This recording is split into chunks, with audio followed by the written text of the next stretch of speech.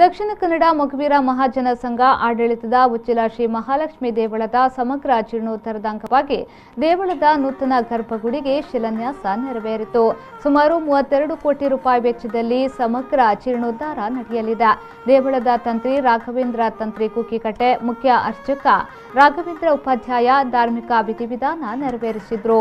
ಶಿಲಾನ್ಯಾಸ ಕಾರ್ಯಕ್ರಮದಲ್ಲಿ ಅದಮಾರು ಶ್ರೀ ವಿಶ್ವಪ್ರಿಯ ತೀರ್ಥ ಶ್ರೀಪಾದರು, ಜೀರ್ಣೋದ್ಧಾರ ಸಮಿತಿಯ ಗೌರವಾಧ್ಯಕ್ಷರಾದ ನಾಡೋಜ ಜಿ ಶಂಕರ್, ಅಂಬಲಪಾಡಿ ದೇವಳದ ಧರ್ಮದರ್ಶಿ ಡಾಕ್ಟರ್ ನಿಪಿ ವಿಜಯ ಭಲ್ಲಾಳ್, ದಕ್ಷಿಣ ಕನ್ನಡ ಮೊಗವೀರ ಮಹಾಜನದ ಸಂಘದ ಅಧ್ಯಕ್ಷ ಜಯಸಿ ಕೋಟ್ಯಾನ್, ಜೀರ್ಣೋದ್ಧಾರ ಸಮಿತಿಯ ಅಧ್ಯಕ್ಷ ಗುಂಡು ಬಿ ಅಮೀನ್, ವಾಸುದೇವ ಸಾಲ್ಯನ್, ಶಾಸಕರಾದ ಲಾಲಾಜಿ ಆರ್ ಮೆಂಡನ್, ಸಮಾಜದ ಪ್ರಮುಖರ ಸಮ್ಮುಖದಲ್ಲಿ ಶಿಲಾನ್ಯಾಸ ನೆರವೇರಿತು.